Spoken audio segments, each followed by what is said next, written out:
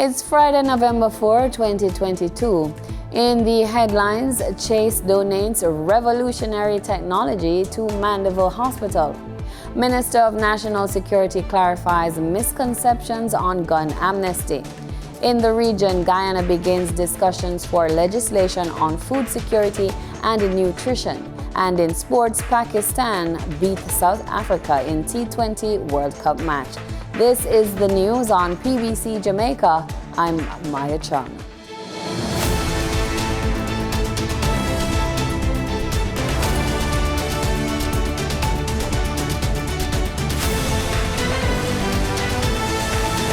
The 600,000 patients served by the orthopedic department at the Mandeville Regional Hospital in Manchester are now benefiting from a new C-arm machine donated by the Culture, Health, Arts, Sports and Education Chase Fund. The equipment was handed over by Chief Executive Officer of the Chase Fund, William Billy Heaven, and the Chairman of the Chase Fund Board, Omar Frith, at the hospital on Thursday, November 3. In his address, head of the orthopedic department at the Mandeville Regional Hospital, Dr. Steve Mullings, explained that the C-arm machine has been an asset to the hospital and has increased the department's efficiency and repertoire. Minister of Transport and Mining, Audley Shaw, is appealing to motor vehicle owners who allow other persons to operate their vehicles to request driving abstracts from the Island Traffic Authority. Addressing a Jamaica Information Service JIS think tank on November 2, the minister said this will help the owners to be aware of the traffic ticketing status of their potential driver. I want to also inform owners of motor vehicles and give their motor vehicles to persons to operate. Ensure that you request a driving abstract from the Island Traffic Authority. In other words, make sure that the person who you're putting to drive your vehicle is properly licensed and don't have a whole heap of tickets out there that are unpaid. This will ensure that you are aware of the traffic ticketing status of your potential driver. As a matter of fact, I go even further and use this opportunity to implore you to have evidence of their driver's license, as they could be driving around without a driver's license, as it may have been suspended. Minister Shaw contended that the Ministry of Transport and Mining is serious about addressing the wanton indiscipline on the nation's roads. This phenomenon of indisciplined drivers must be erased from our traffic environment, as we only want decent drivers who adhere to proper road and vehicular safety protocols. The Island Traffic Authority will continue to work with the police in bringing these indisciplined drivers to books. We're not going to allow this rampant indiscipline to continue in our country. The House of Representatives on Tuesday, November 1, approved an order that will see the facilitation of a gun amnesty slated to run from Saturday, November 5 until midnight Saturday, November 19. During the post-cabinet briefing on November 2, 2022, Deputy Prime Minister and Minister of National Security, Dr. Horace Chang, sought to clarify some public misconceptions about the amnesty. The thinking was we should do the amnesty at the beginning to give those, as said, who may have a firearm without criminal intent to hand it in. The important event yesterday was the appointed day notice. As of yesterday, anyone caught with an illegal firearm, or is caught, arrested for having used a firearm in an act of criminality, he's subject to a minimum 15 years to life imprisonment. That is the important element that's out there. That's what I'm concerned about.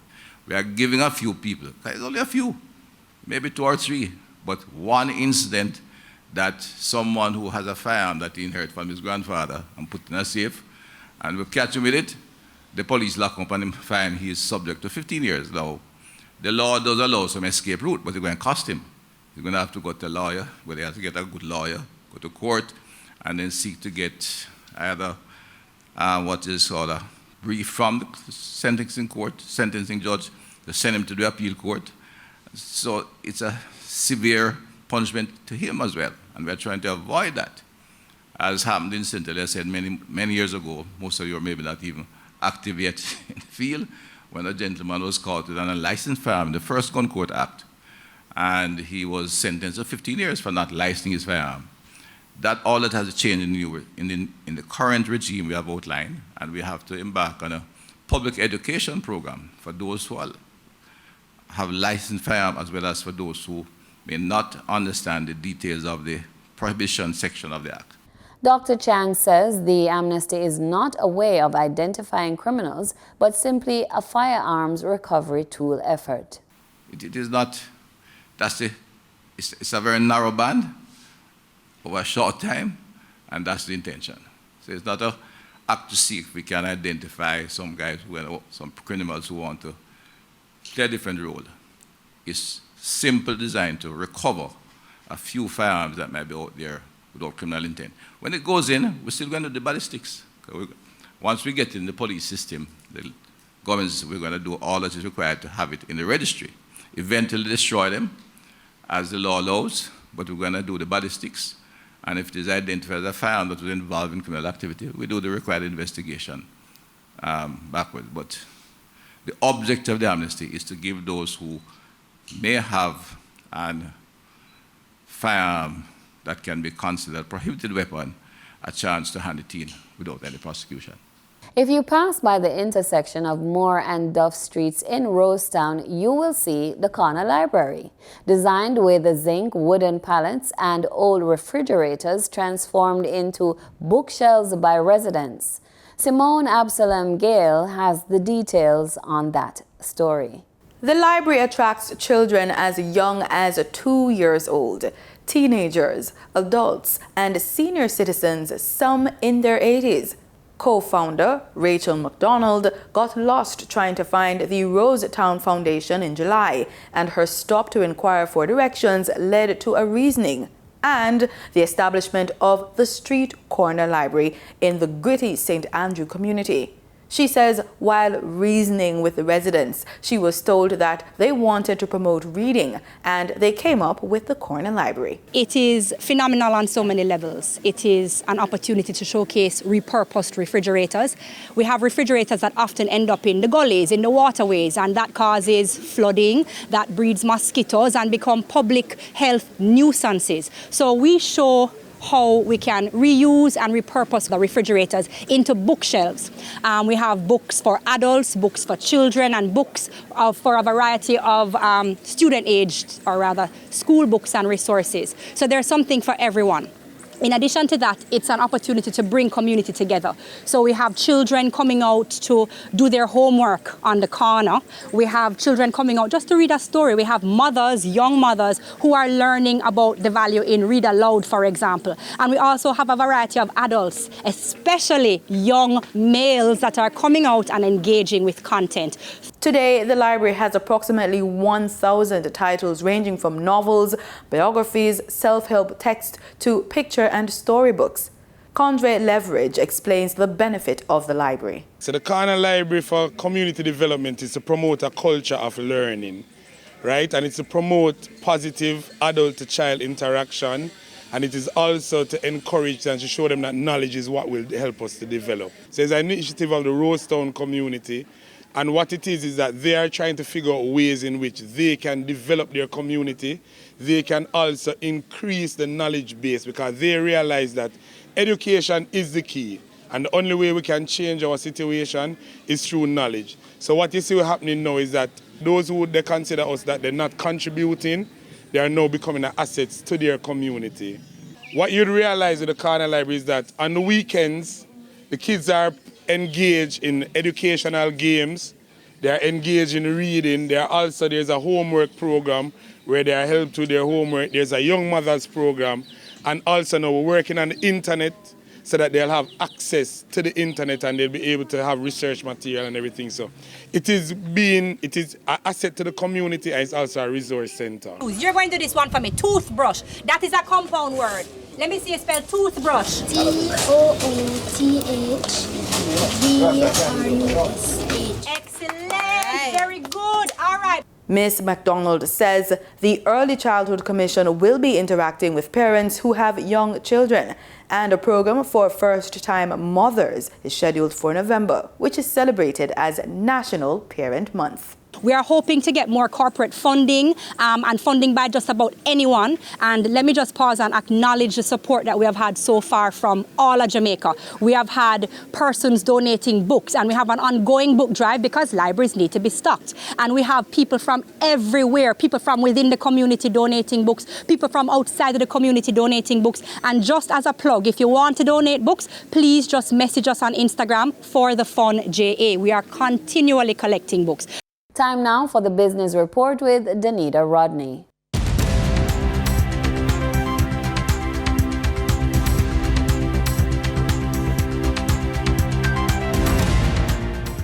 On Thursday, November 3, 2022, Niche Financing Limited announced its partnership with the University of the Commonwealth Caribbean, UCC, during a signing brief. The collaboration will see the loan company providing customizable education loan packages of up to 4 million Jamaican dollars to students enrolled in tertiary programs. Reports are that the collaboration will fill the gap for students who want to pursue an education at the UCC but who would not otherwise be able to pay for it. For your market updates, in foreign exchange trading for Thursday, November 3, the US dollar sold for an average of $154.13. The Canadian dollar ended trading at $113.27. The pound sterling traded for $175.56. And the euro sold for an average of $152.07. In JSE trading, the JSE index declined by 1,738 points. The junior market index declined by 11 points. The combined market index declined by 1,729 points, and the All Jamaican Composite Index declined by 2,217 points. Overall market activity resulted from trading in 108 stocks, of which 39 advanced, 49 declined, and 20 traded firm. Stocks advanced for AMG Packaging and Paper Company Limited, CAC 2000 Limited, and Caribbean Cement Company Limited. Stocks declined for 138 Student Living Jamaica Limited, 138 Student Living Jamaica Limited Verbal Preference, and Access Financial Services Limited.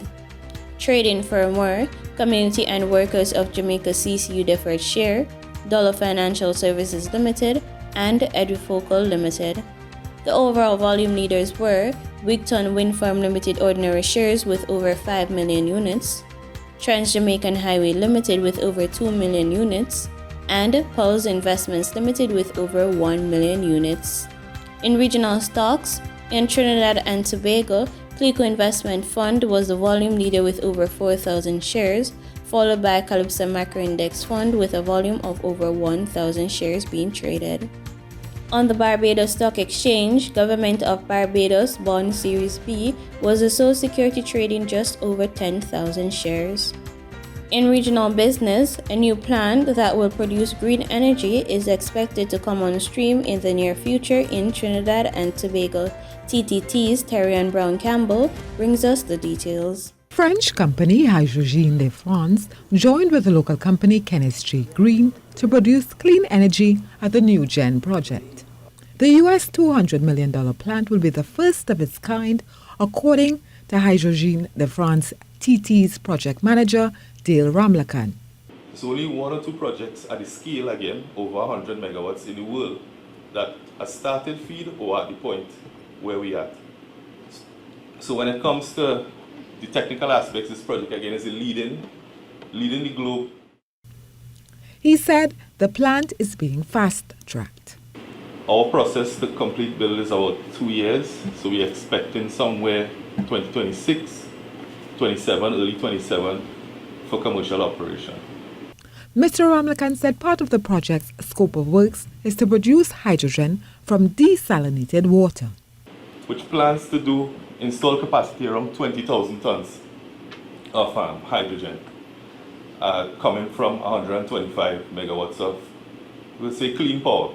It takes power from two sources: energy efficiency power coming from waste heat, and renewable power coming from the proposed development of the Project Lara, the BP Light Source project. The project was officially launched on Thursday at Cara Hotels in South Trinidad.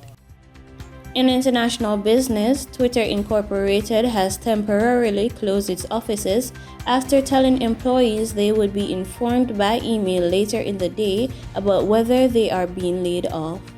The move follows a week of uncertainty about the company's future under new owner Elon Musk. The social media company said in an email to staff it will tell them about staff cuts. According to internal plans reviewed by Reuters this week, Musk is looking to cut around 3,700 Twitter staff, or about half the workforce, as he seeks to slash costs and impose a demanding new work ethic. In market data for oil prices rose by 4% as the dollar eased, with an EU ban on Russian oil looming large and investors weighing the prospects for an easing of China's COVID curbs. Brent crude futures were up $3.81 at $98.48 a barrel, and West Texas Intermediate crude futures were up $4.14 at $92.31. And that was the business report on PBCJ. I'm Danita Rodney.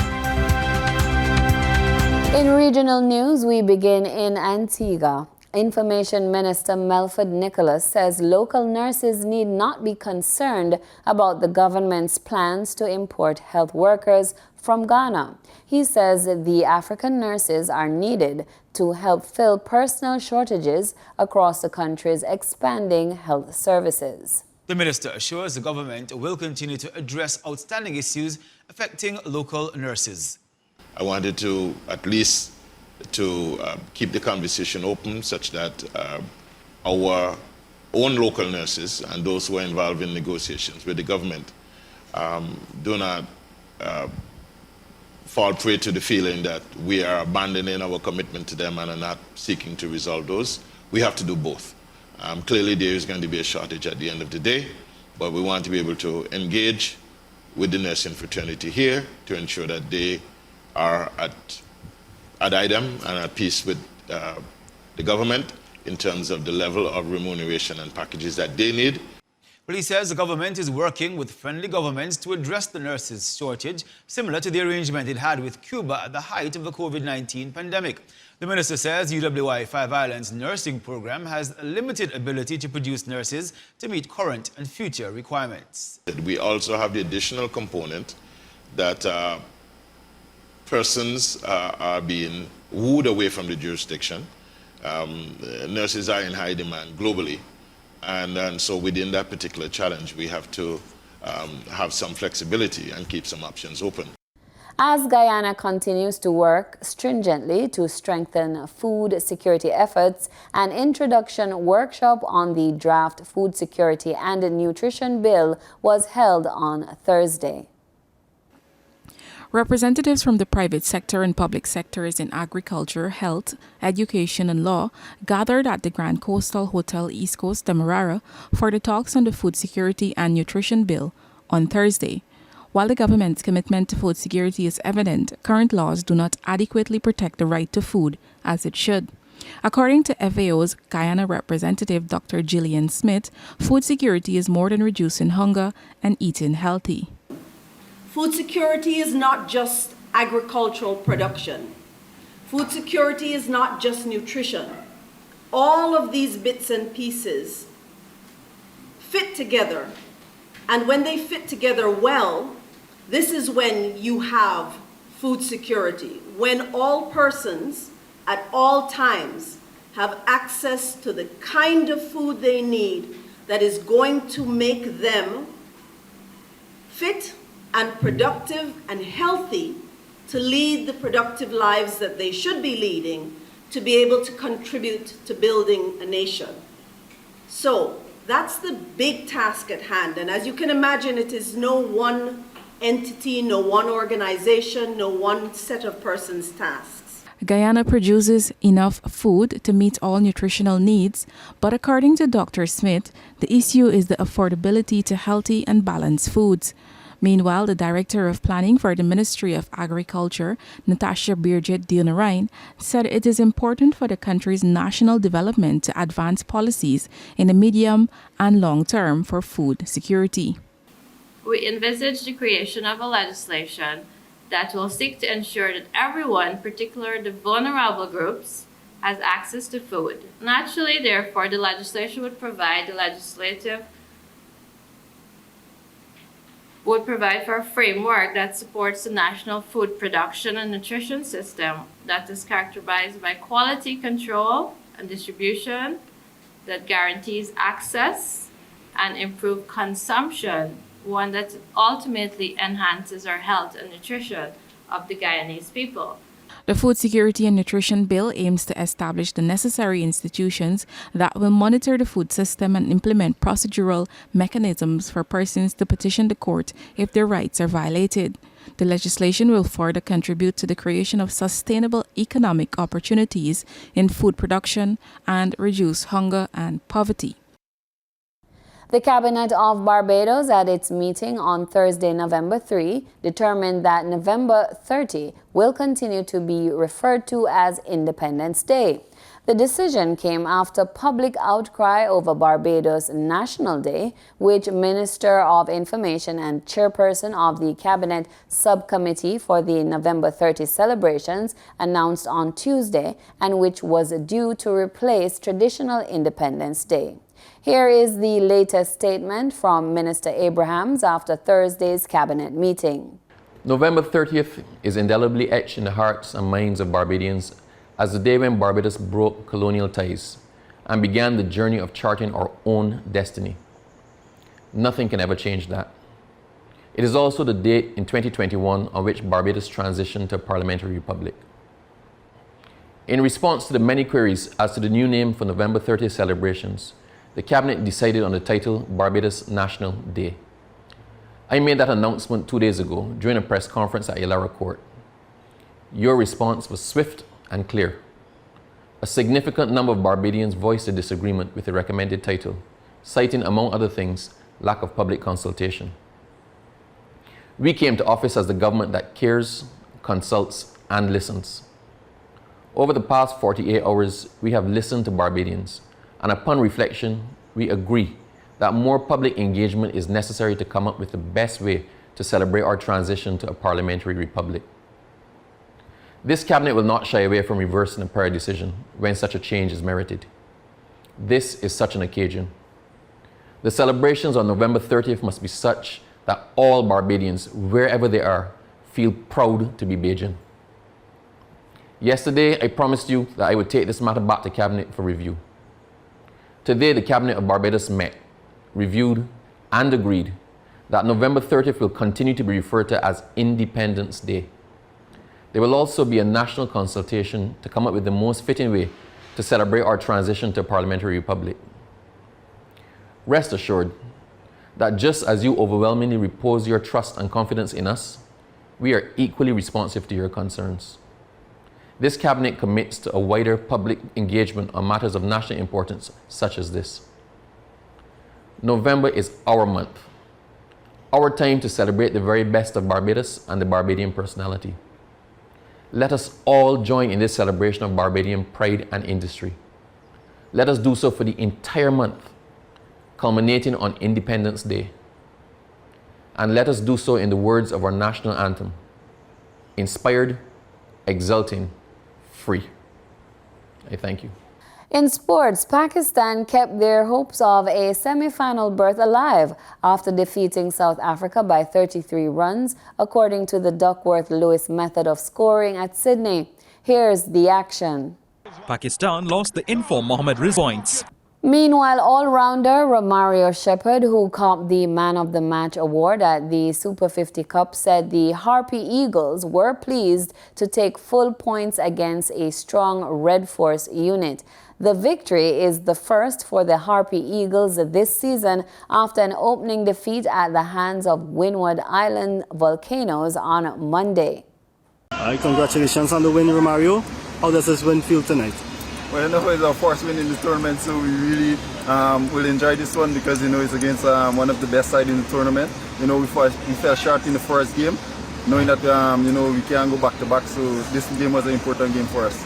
Right, and when you came out to bat this afternoon, your team was under a little pressure.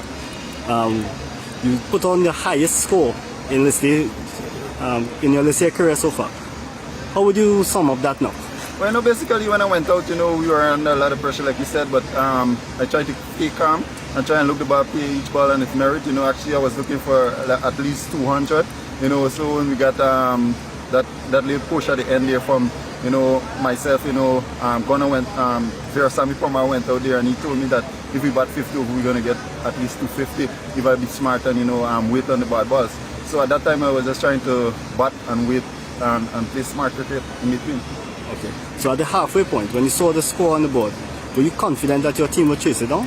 Yeah, we were confident because we saw the wicket was playing up. The wicket was really slow, and the ball was spinning. So basically, only thing we were taking into consideration was the dew, and that came out, and it shows that we had to add 2-ball change. So it showed that the dew here was very heavy tonight. So kudos to Pestano the way he bowled and also Shoffin Rutherford. Okay. So, and you were able to back up your batting performance with 2 wickets today. So it was an all-round performance by you tonight. So hats off to you and cheers, man. Yeah, thank you. With a large population set to gather during the Men's FIFA World Cup, Qatar has come up with a homegrown tech solution to manage crowds. A team will not just monitor and predict crowd buildups at stadiums, but also use artificial intelligence to cope with them. Al Jazeera has that story. Buzzing behind the screens in this hall are imminent cyber threats. 200,000 integrated units and the remote control of all of Qatar's 8 World Cup stadiums. Over 100 people will be working around the clock at the Aspire Command and Control Center to make sure everything from temperature control to entry gates and from proper queues to running water runs smooth. Through this command center here, through our centralized platform, which gives us an opportunity to have a quick response, more performance in operations with less people. There is a venue operation center, which is a room like this, but in a smaller scale, that there is a representative from MOI, a representative from venue management, a representative from FIFA, sitting there and communicating and discussing all the issues related to their venue. So if we observe anything from here, from the command center, we communicate it to them and they can take it internally. And that's it for the news on PBCJ. I'm Maya Chung. You can follow us on our social media platforms at PBCJamaica. And remember that we are the People's Station.